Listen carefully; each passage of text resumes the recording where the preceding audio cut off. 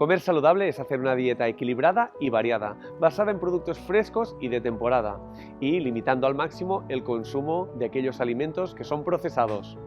Es importante escoger alimentos con los nutrientes necesarios en función de la edad y el estilo de vida, para prevenir enfermedades cardiovasculares, diabetes, obesidad y reducir el riesgo de padecerlas.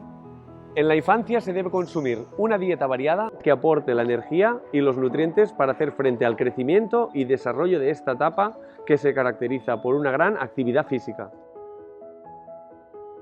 En la vida adulta es fundamental la actividad física y aprender a organizar las comidas para evitar el exceso de calorías que nos lleven a ganar peso. Finalmente, llegada la tercera edad, hay que evitar esos alimentos muy calóricos y con poco valor nutricional. Disminuir la ingesta de sal y aumentar el consumo de verduras ricas en fibra y antioxidantes.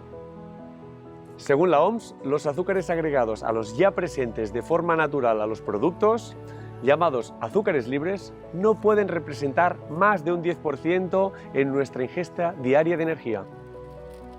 Os animo a mirar las etiquetas de los productos siempre antes de comprarlos. Un pequeño truco para descubrir aquellos alimentos más saludables es detectar aquellos productos que contengan menos ingredientes en la etiqueta.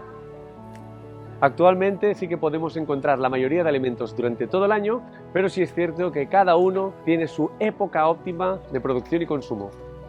Entra en el blog de Vida Caixa y descubre cómo podemos cambiar nuestros hábitos de forma fácil y ser más sostenibles.